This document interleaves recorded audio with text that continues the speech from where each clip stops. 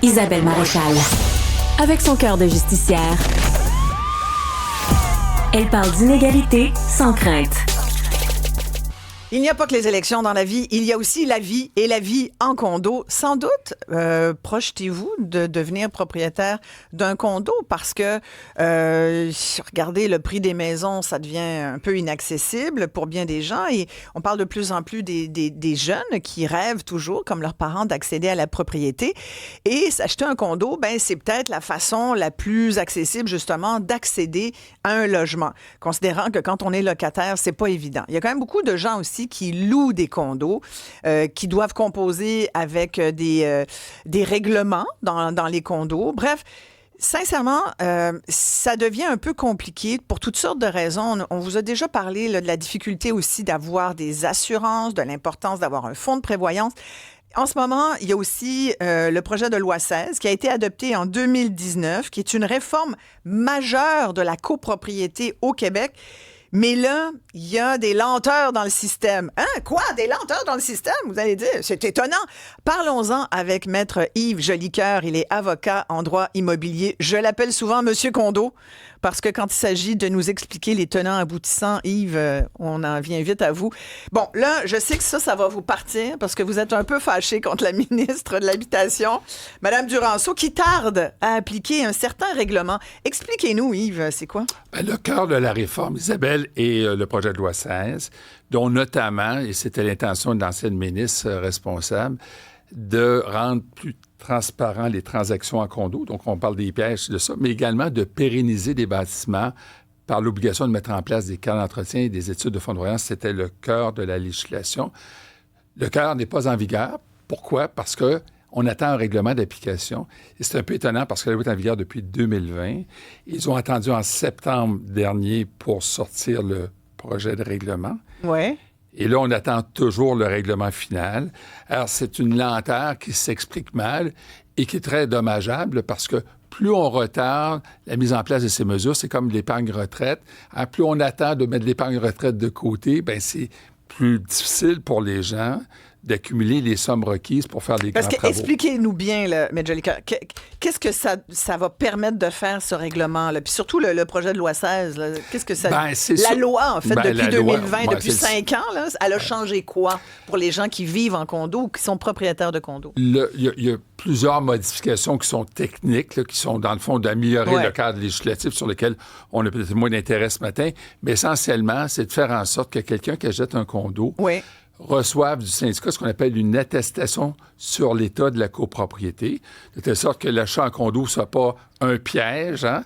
Alors, cette mesure législative qui existe depuis longtemps en Ontario, hein, nous, on n'invente pas grand-chose, on a copié ce que l'Ontario fait, tarde d'entrer en vigueur parce que tant qu'il n'y a pas un règlement final, ça ne devient pas obligatoire pour les conseils d'administration de mettre une attestation sur l'état de la copropriété. Est-ce qu'il y a beaucoup de sinistres dans la bâtisse? Est-ce qu'on a un bon fonds de prévoyance? En fait, toute l'information utile pour un acheteur, ça tarde d'être en vigueur parce que le fameux règlement n'est toujours pas là. Mais ça, c'est majeur parce que ça veut dire que les gens qui se magasinent un condo, ben, depuis les 5 dernières années, on peut leur dire n'importe quoi, puis il y a pas de...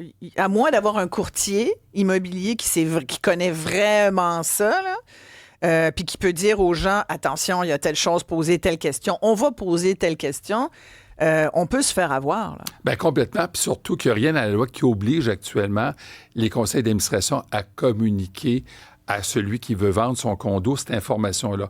C'est uniquement quand on a un prometteur acheteur que là, il y a une obligation dans la loi, mais ça manque de transparence.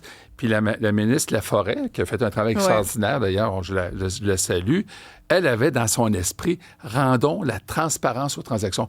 Quelqu'un de 26 ans achète un condo, il va savoir précisément ce qu'il est en train d'acheter.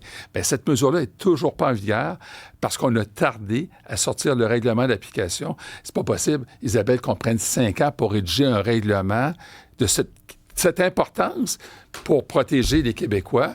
Puis l'autre chose qui est la pièce majeure, c'est l'obligation de faire des carnets d'entretien puis de faire des études pour savoir on doit mettre combien d'un condo.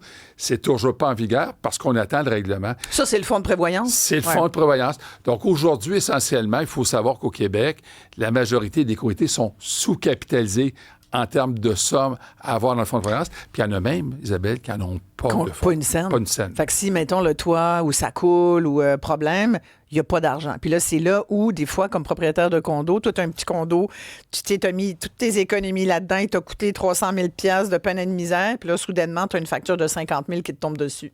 Il y a eu des cas comme ça. Il y a des cas Boisbriand, dans le député M. Gérard, qui est ministre des Finances dans son comté, il y a 160 condos qui sont pourris. J'ai des condos ici à Montréal qu'on va raser.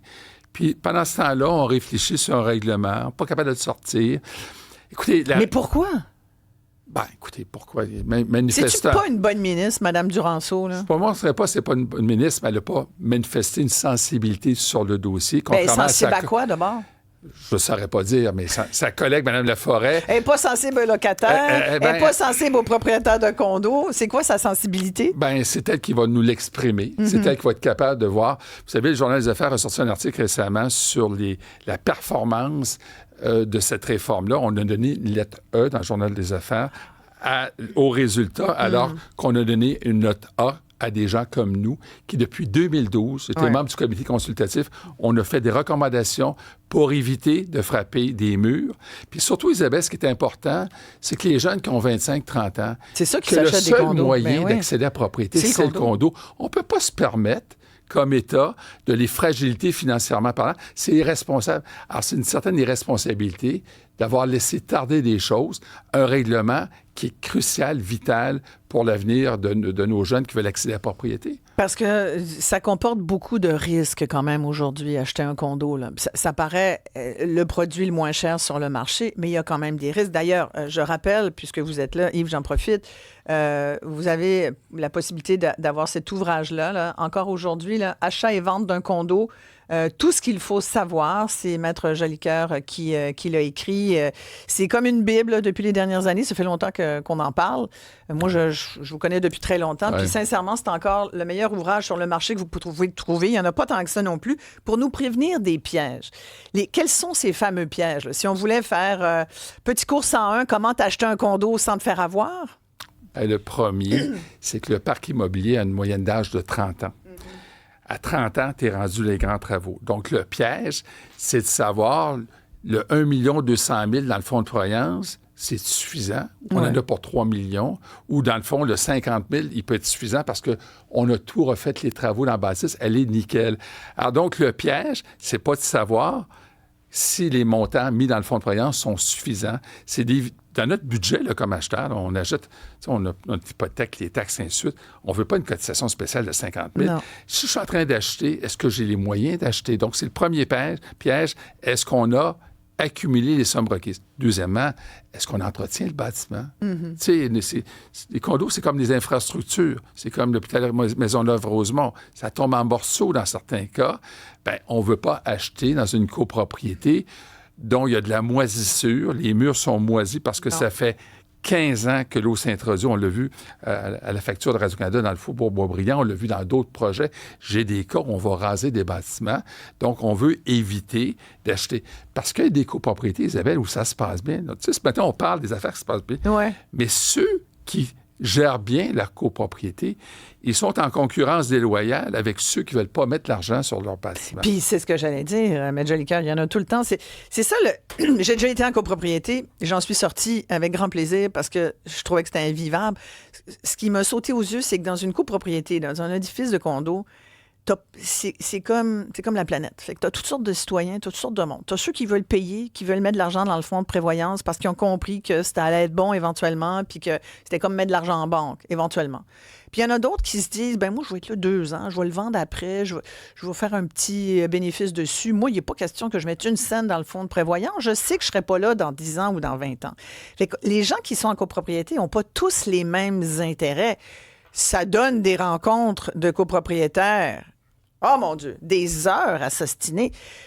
Alors, comment on fait pour... C'est comme s'il fallait magasiner ses copropriétaires en même temps qu'on magasine son condo. Êtes-vous d'accord? Oui, mais lorsqu'on lit les procès... On fait pas ça, là. Mais... Non, mais lorsqu'on lit les procès-verbaux des assemblées de copropriétaires, c'est assez révélateur sur la température de l'eau. Oui, mais est-ce que les gens les lisent, les procès-verbaux? Bien, c'est ça. Vous savez, la présidente de l'OASIC récemment disait qui veulent faire une spécialisation sur le courtage immobilier en copropriété. Il y a une déclaration à ce sens-là.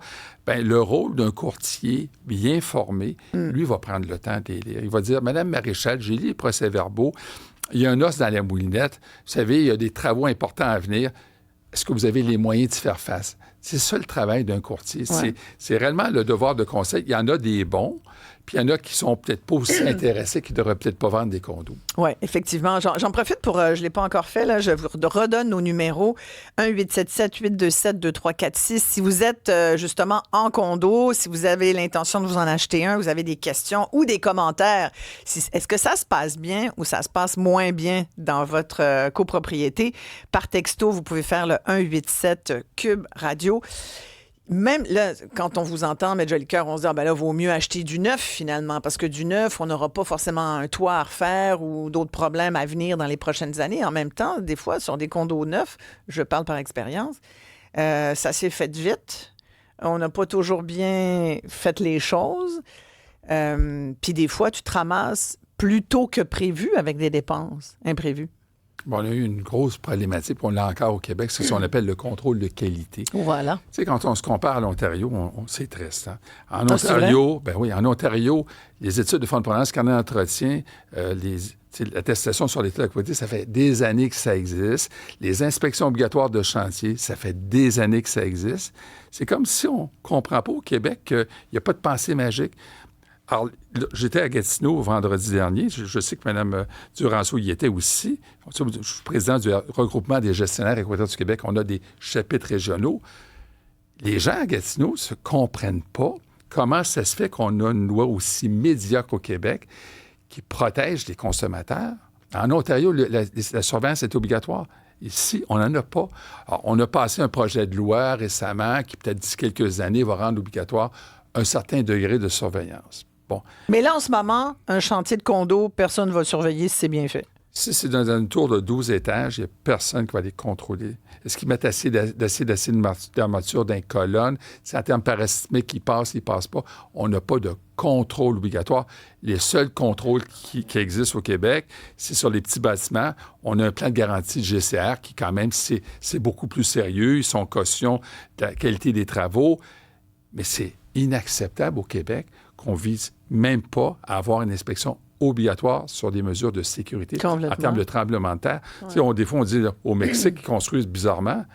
Bien, ici aussi, on construit. Je ne dis pas que les immeubles vont s'effondrer, mais le promoteur, lorsqu'il construit une tour de condo, il ne le fait pas pour lui, hein, il le fait pour autrui. Mm-hmm. Une fois qu'il a vendu, il disparaît. Bien, complètement. Alors, pourquoi on n'a pas des mesures? En France, je vais souvent pour des échanges en matière de courtier, ils ont mis en place une garantie décennale. Leurs bâtiments sont garantis par 10 ans par un assureur.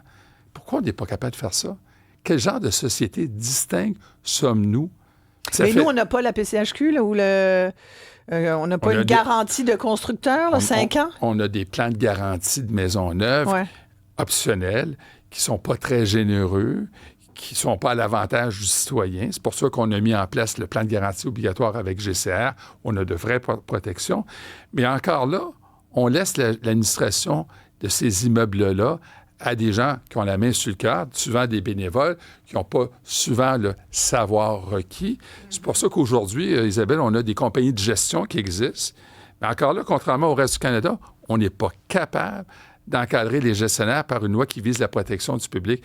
Si vous avez un condo géré en Alberta, il y a un organisme, une police qui surveille les gestionnaires. Ici, au Québec, là, si j'ai un gestionnaire qui vide le compte de banque, j'ai personne pour les surveiller. Il faut appeler son avocat, puis partir après. Puis partir après quelqu'un qui va peut-être disparaître. Tu sais, la zone de sécurité, on ne l'a pas au Québec. Puis pourtant, on a d'excellents gestionnaires. On a des gens qui travaillent bien. Sauf que ça amène une concurrence déloyale. Exemple d'une copropriété bien administrée versus une qui ne l'est pas. On ne sait pas.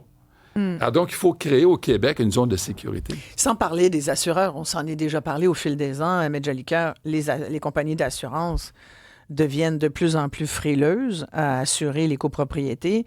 La dernière fois qu'on s'était parlé, je pense que vous m'aviez dit, il en reste à peu près une compagnie. Ils sont combien, là? Il en reste 5-6. Bon. Mais la problématique est suivante. Moi, j'ai eu un dossier où j'ai eu un feu récemment, l'été passé.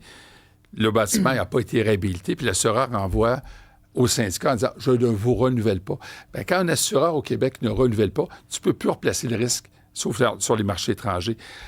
On ne peut pas se permettre de laisser des familles, des consommateurs sans protection. Ben non. C'est un peu la problématique qu'on a actuellement avec Mme Duranceau, qui n'a pas cette sensibilité, contrairement à ses anciennes collègues, Mme Thériault, Mme Laforêt, de comprendre la réalité de la copropriété.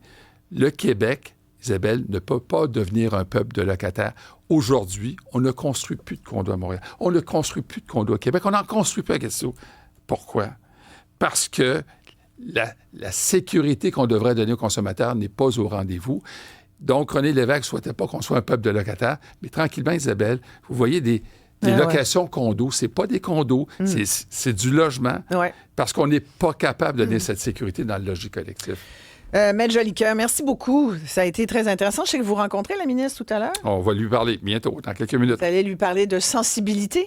Exact. Bon, ben vous nous tiendrez au courant. Ça Merci fait plaisir. beaucoup. Maître Yves Jolicoeur, qui est un avocat en droit immobilier. Achat et vente d'un condo, tout ce qu'il faut savoir. Ça, c'est un livre nécessaire si vous êtes en copropriété ou vous avez l'intention de le devenir.